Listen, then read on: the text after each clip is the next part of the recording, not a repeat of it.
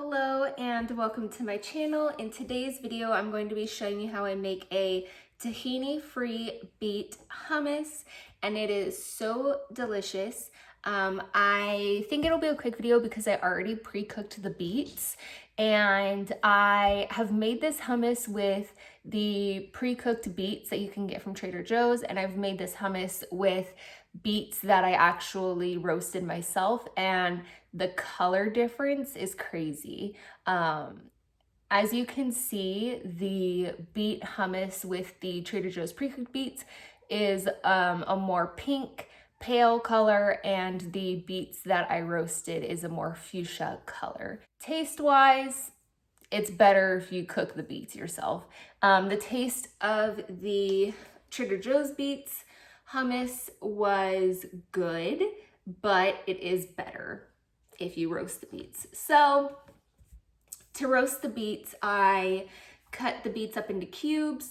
I poured on some olive oil. I sprinkled it with salt, pepper, thyme, and oregano. And then I had some garlic cloves, and I just roasted the whole little cloves of garlic on the same sheet pan as the beets.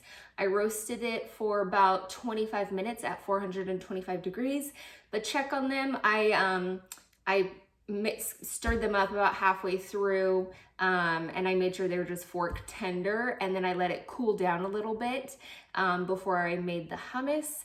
And I had made half a batch, so I used half a can of garbanzo beans and about half of the beets. And so today I'm just showing you the leftovers that I have, so the leftover can of garbanzo beans and the leftover beets.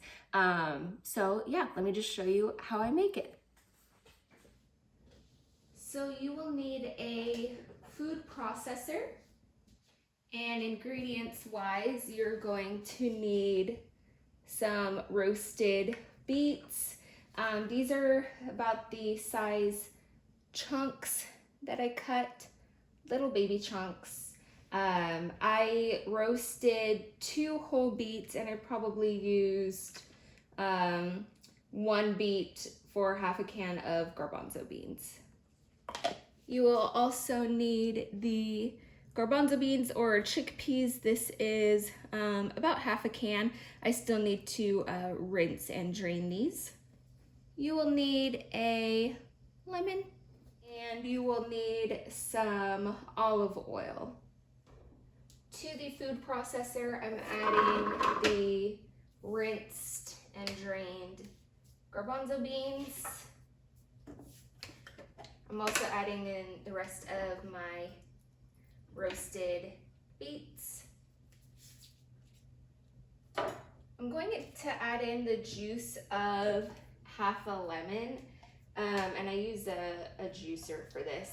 And if I taste it and want it to be like a little bit more lemon flavor, then I'll juice the other half. But if not, then I'll use the other half for some tea later. So that lemon half got me an 1/8 cup of lemon juice. Then I'm going to drizzle in some olive oil. And because there's no tahini in this, you'll probably have to add a little bit more olive oil just to get it a creamier texture. I don't eat tahini because I'm allergic. I had eaten the Trader Joe's beet dip, which is garlic, beets, and tahini, and that's it.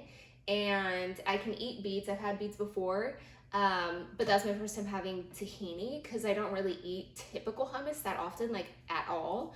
And I ate a lot of that beet dip because it was delicious, and I broke out in a rash all over my chin and my neck. And so I haven't had tahini since, and that's why I make a tahini-free hummus. But yeah, once all this is in, you're just gonna pulse it and then add more olive oil depending on the texture you want. And then you're just going to scrape down the sides and add more olive oil.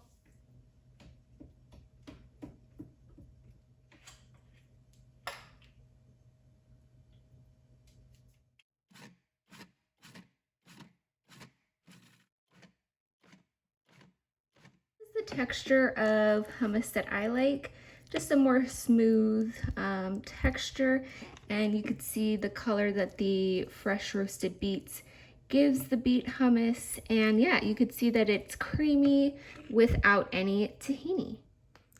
So I'm going to taste the hummus and just see if it needs any seasoning. I didn't have any garlic cloves left over, so there's no garlic in this, so I might add some garlic. So after tasting it, it doesn't need any garlic. I think that roasting the beets with garlic cloves kind of infused, because I did stir it around, it infused the beets with some garlic flavor, so it doesn't need any garlic. It actually tastes really good. So I hope you enjoyed this video, and I hope you try making some beet hummus for yourself, because it's so easy, so delicious, and I'll see you in the next video. Thanks.